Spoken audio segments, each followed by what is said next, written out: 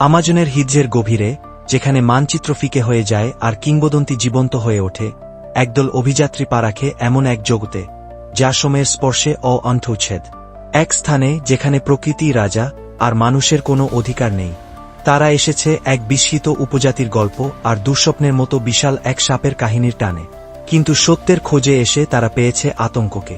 যতই তারা জঙ্গলের গভীরে প্রবেশ করে, ততই প্রকৃতি তার গ্রাস শক্ত করে। নদী থেমে যায়, বাতাস নিস্তব্ধ হয়ে ওঠে, আর কিছু প্রাচীন জেগে ওঠে। কিছু ঠান্ডা, নিঃশব্দ আর নজর রাখা। এটি ক্ষুধার জন্য শিকার করে না, এটি হত্যা করে আধিপত্যের জন্য। প্রতি পদক্ষেপে শিকারী আর শিকারের সীমারেখা মিলিয়ে যায়। বেঁচে থাকা পরিণত হয় হৃদস্পন্দন প্রতি যুদ্ধের মধ্যে, এমন এক শত্রুর বিরুদ্ধে যে কোনো সতর্কতা ছাড়াই আঘাত হানে। সবুজ অতল অরণ্যের ছায়ায়, দেবতাদের ছাউনির নিচে, সবচেয়ে ভয়ঙ্কর প্রাণীটি সে নয় যাকে তারা দেখতে পায়, বরং সে যাকে তারা দেখতে পারে না।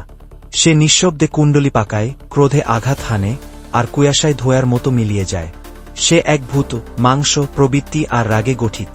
তারা ভেবেছিল তারা প্রস্তুত, কিন্তু এই জঙ্গল চলে নিজের নিয়মে, আর এই সাপই তার মৃত্যুদূত। প্রতিটি চিৎকার গিলে ফেলে পাতারা, প্রতিটি পা ফেলা হয় এক ভুল। আর যতই তারা গভীরে যায়, ততই এই সাপের গ্রাস শক্ত হয়, শুধু তাদের গলায় নয়, তাদের মানসিকতায়ও।